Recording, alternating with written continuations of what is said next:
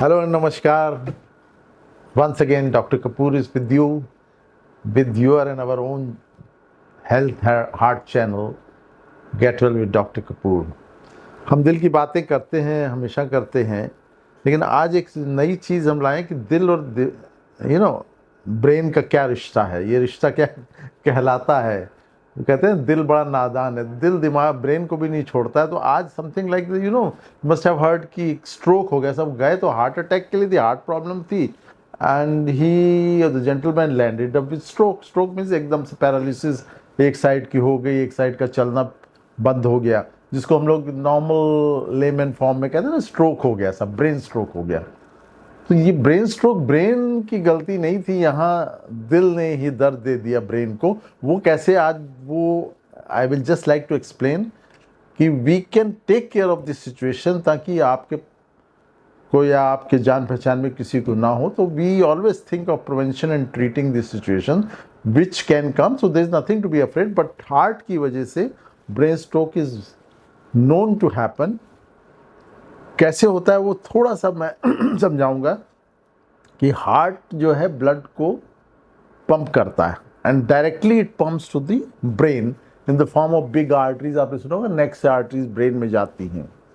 तो हार्ट में कोई भी अगर क्लॉट है, स्पेशली हार्ट अटैक के बाद एक पॉसिबिलिटी रहती है कि हार्ट का चैम्बर जो है एक एरिया में जब कॉन्ट्रैक्ट नहीं करता, तो उस एरिया का ब्लड फ्लो जो चैम्बर्स में, हार्ट के चैम्बर्स में ब्लड होता है, उसका गति धीमी हो जाती है, स्पीड धीमी हो जाती है, मूवमेंट धीमा हो जाता है। तो anything which flows sluggishly there is a tendency to form a clot.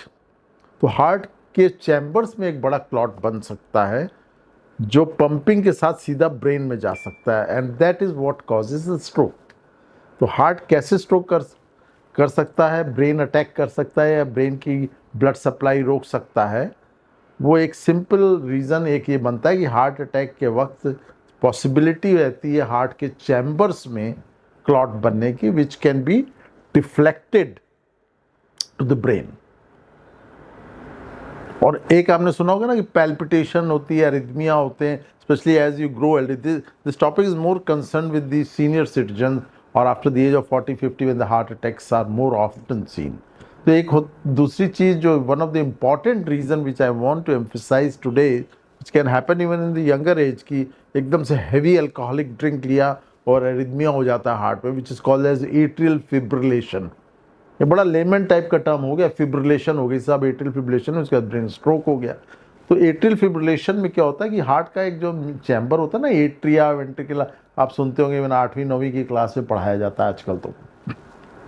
तो एट्रिया की जो रिदम है, जो कॉन्ट्रैक्टिलिटी है, वो प्रॉपर कॉन्ट्रैक्टिलिटी ना होके वो उसके इलेक्ट्रिकल एक्टिविटी में ऐसी प्रॉब्लम होती है कि वो व्हिर्ल अराउंड करता है, वो प्रॉपर कॉन्ट्रैक्शन उसका ख़त्म हो जाता है और फिर वहाँ पे ब्लड स्लगिश हो जाता है, फ्लो स्लगिश हो जाता है, वहाँ पे भी क्लॉट बनता है। और जैसे ही एट्रियल फिब्रिलेशन को चांस मिलता है साइनस रिदम नॉर्मल कॉन्ट्रैक्शन का, वो डिफ्लेक्ट करता है क्लॉट को सीधा ब्रेन में पहुँचा के, and you land up with what is called as a brain stroke.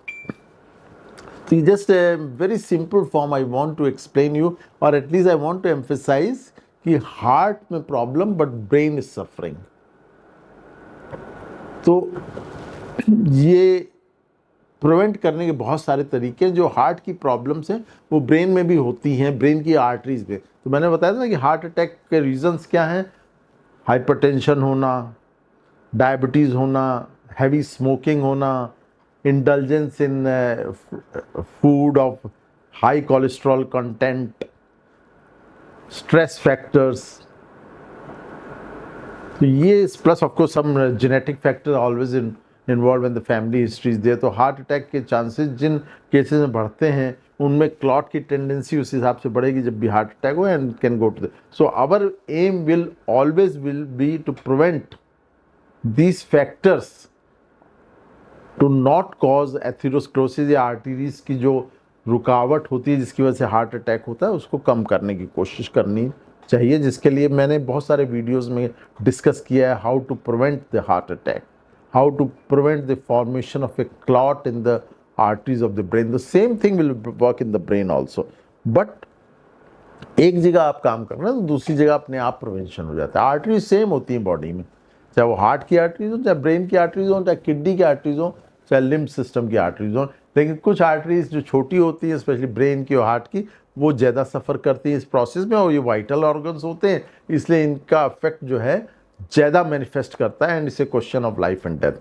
So our prevention will always be on the top of any management strategy. The whole public, the whole population has to understand that how to prevent the heart diseases.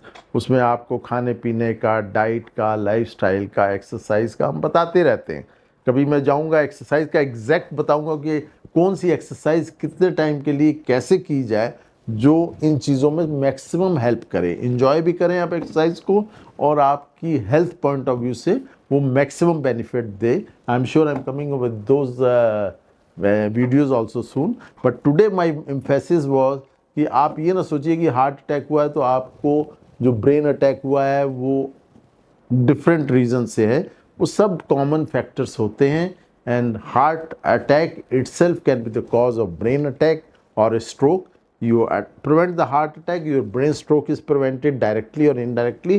Plus जो arrhythmia है, जो heart की धड़कन वाली मैं बात कर रहा था, उस पर मैं अलग से वीडियो बनाऊंगा कि कैसे even young people can land up with arrhythmias या इरेगुलर हार्ट बीट, जिसमें कि again chances of blood clots are there, and this clot can again fly to the brain to give rise to the stroke. तो आज के video में बस इतना ही बताना चाहता था, ये कनेक्टिविटी, ये link, and to make you understand, make you oriented about heart related brain strokes. आप हमारे साथ जुड़े रहिए, हमारे साथ हमेशा हेल्थ पॉइंट ऑफ व्यू से।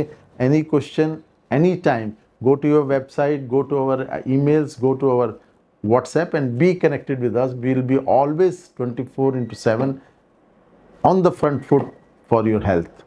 Thank you so much. Namaskar.